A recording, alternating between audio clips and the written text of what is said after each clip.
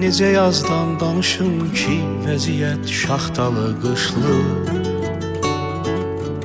Necə mən bayram edim ki, bir ananın gözü yaşlı. Bir şəhid vermiş ananın, ürəyin heç nə ovutmaz. Onları heç kim unutmaz. Sigaret birbirinin ardına qəndən calanarmış. Atanın qəlbi yanan ateşe parmaqda yanarmış. Bu yanan qəlbinə bir söz, nə də bir cümlə soyutmaz. Onları heç kim unutmaz. Onları heç kim unutmaz. Bu dərdi yazan sanmaq olar, odsuz bu qədər yanmaq olar.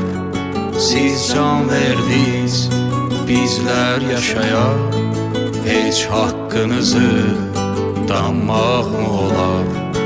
Bu dərdi yazan sanmaq olar, odsuz bu qədər yanmaq olar.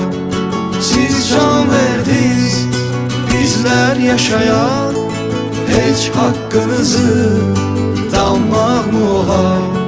Siz can verdiniz, bizlər yaşayaq, heç haqqınızı danmaq olar. Necə yardan danışım ki, birinin gəlmədi yarı. Bu böyük dərdinə dərd ortağıdır indi məzarı.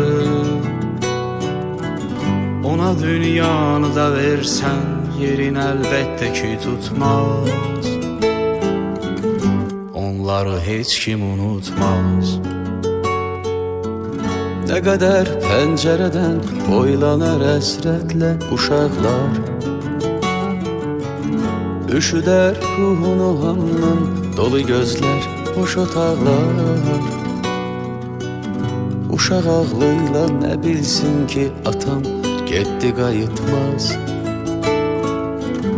Onları heç kim unutmaz.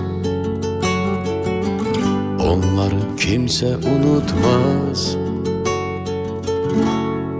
Bu dərdi yazan sanmaq olar, odsuz bu qədər yanmaq olar.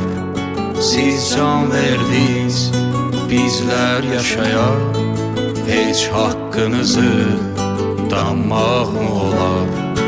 Bu dərdi yazan sanmaq olar, odsuz bu qədər yanmaq olar. Siz can verdiniz, bizlər yaşayaq, heç haqqınızı danmaq olar.